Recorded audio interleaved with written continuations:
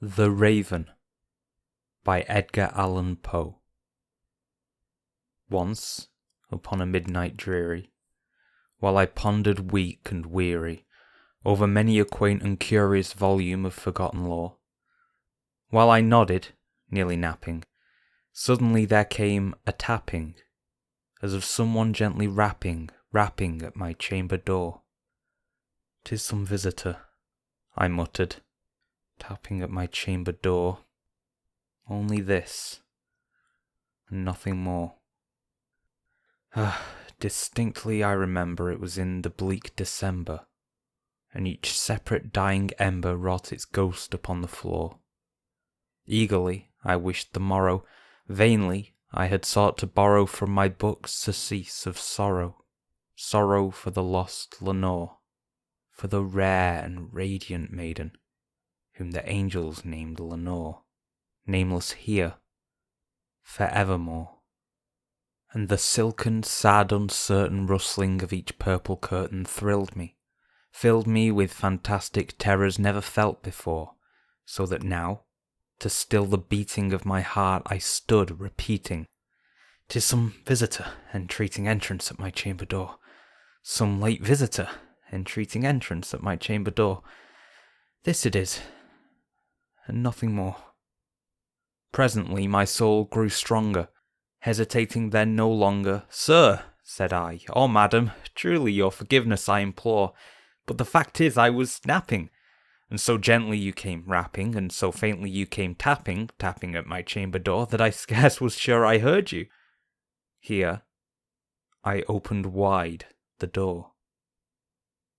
Darkness there, and nothing more. Deep into that darkness peering, long I stood there wondering, fearing, doubting, dreaming dreams no mortal ever dared to dream before. But the silence was unbroken, and the stillness gave no token, and the only word there spoken was the whispered word. "Lenore?" This I whispered, and an echo murmured back the word. "Lenore." Merely this, and nothing more. Back into the chamber turning, all my soul within me burning, soon again I heard a tapping somewhat louder than before. "Surely," said I, "surely that is something at my window lattice. Let me see then what thereat is, and this mystery explore. Let my heart be still a moment, and this mystery explore. 'Tis the wind, and nothing more." Open here I flung the shutter, when, with many a flirt and flutter, in there stepped a stately raven of the saintly days of yore. Not the least obeisance made he, not a minute stopped or stayed he, but with mien of lord or lady, perched above my chamber door, perched upon a bust of Pallas, just above my chamber door, perched and sat, and nothing more. Then this ebony bird beguiling my sad fancy into smiling, by the grave and stern decorum of the countenance it wore. "Though thy crest be shorn and shaven, thou," I said, "assure no craven, ghastly, grim, and ancient raven, wandering from the nightly shore, tell me what thy lordly name is on the night's Plutonian shore." Quoth the raven, "Nevermore." Much I marvelled this ungainly fowl to hear discourse so plainly, though its answer little meaning, little relevancy bore, for we cannot help agreeing that no living human being ever yet was blessed with seeing bird above his chamber door, bird or beast upon the sculptured bust above his chamber door, with such a name as Nevermore. But the raven, sitting lonely on the placid bust, spoke only that one word, as if his soul in that one word he did outpour. Nothing farther then he uttered, not a feather then he fluttered, till I scarcely more than muttered, "Other friends have flown before, on the morrow he will leave me, as my hopes have flown before." Then the bird said, "Nevermore," startled at the stillness broken by a reply so aptly spoken.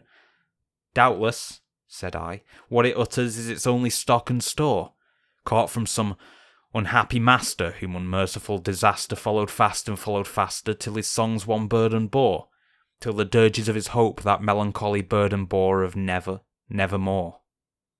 But the raven, still beguiling all my fancy into smiling, straight I wheeled a cushioned seat in front of bird and bust and door.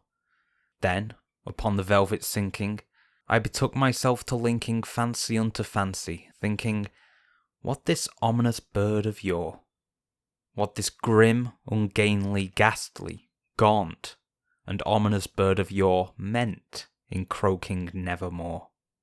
This I sat engaged in guessing, but no syllable expressing to the fowl, whose fiery eyes now burned into my bosom's core.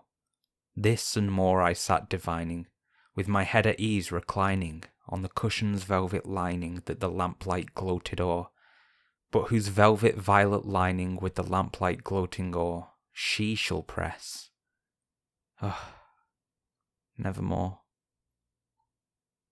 Then, methought the air grew denser, perfumed from an unseen censer swung by seraphim, whose footfalls tinkled on the tufted floor. Wretch, I cried, thy God hath lent thee. By these angels he hath sent thee respite and nepenthe from thy memories of Lenore. Quaff, oh quaff this kind nepenthe, and forget this lost Lenore. Quoth the raven, nevermore. Prophet, said I, thing of evil, prophet still if bird or devil, whether tempter sent or whether tempest tossed thee here ashore, desolate yet all undaunted, on this desert land enchanted, on this home by horror haunted, tell me, truly I implore, is there balm in Gilead? Tell me, I implore. Quoth the raven, nevermore. Prophet, said I, thing of evil, prophet still if bird or devil, by that heaven that bends above us, by that God we both adore, tell this soul with sorrow laden if, within the distant Aidenn, it shall clasp a saintly maiden whom the angels named Lenore. Clasp a rare and radiant maiden whom the angels named Lenore. Quoth the raven, nevermore. Be that word our sign of parting, bird or fiend, I shrieked, upstarting. Get thee back into the tempest, and the night's Plutonian shore. Leave no black plume as a token of that lie thy soul hath spoken. Leave my loneliness unbroken. Quit the bust above my door. Take thy beak from out my heart, and take thy form from off my door. Quoth the raven, nevermore. And the raven, never flitting, still is sitting on the pallid bust of Pallas just above my chamber door. And his eyes have all the seeming of a demon's that is dreaming, and the lamplight o'er him streaming throws his shadow on the floor, and my soul from out that shadow that lies floating on the floor shall be lifted nevermore.